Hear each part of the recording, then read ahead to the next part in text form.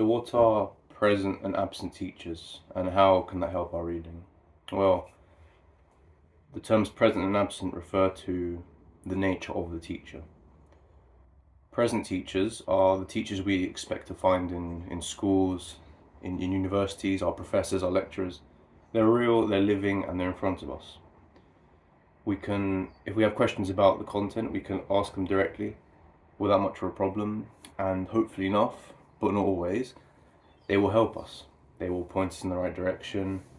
They might give us some resources. They might stimulate us to think, and then that doesn't mean you can't do any. There's no effort involved for you, but they can at least point you in the right direction and guide you. And then you have to, with that information or the new perspective, you must go and find out the answer yourself.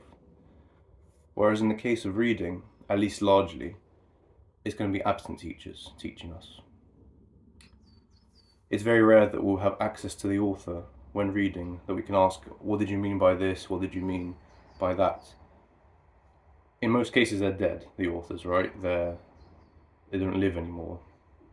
In some cases, they're living, but beyond our contact. So we have to essentially answer the questions we have by ourselves.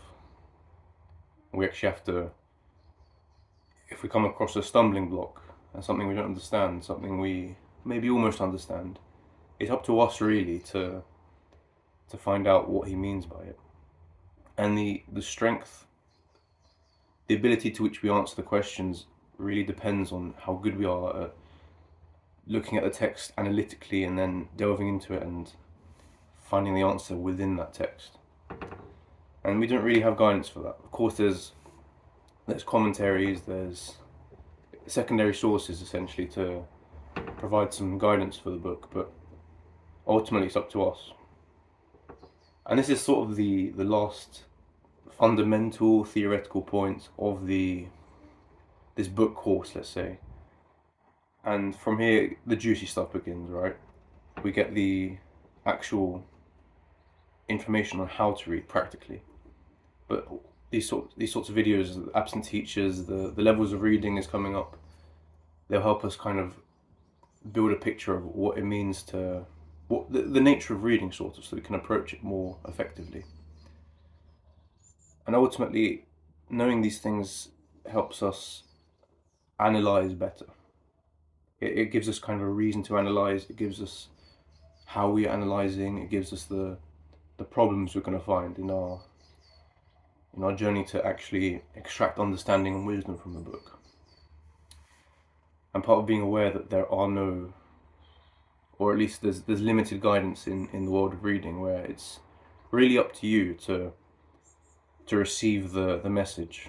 Of course, the author has the responsibility to deliver it properly, and that's why we read good books, not bad ones, but ultimately it's us who has to understand. And it's us to we have to ask the right questions, we have to look at the book in the proper way, we have to really, again, catch it well, we have to receive the information well, know what we're looking for, receive it actively, not passively. And we need to have a drive, sort of, an underlying drive to actually understand what the author's saying. And without that, we won't learn. We can read and read and read, but we won't learn. We need a method, a system almost for reading, and that's what I'm hoping to deliver in the series.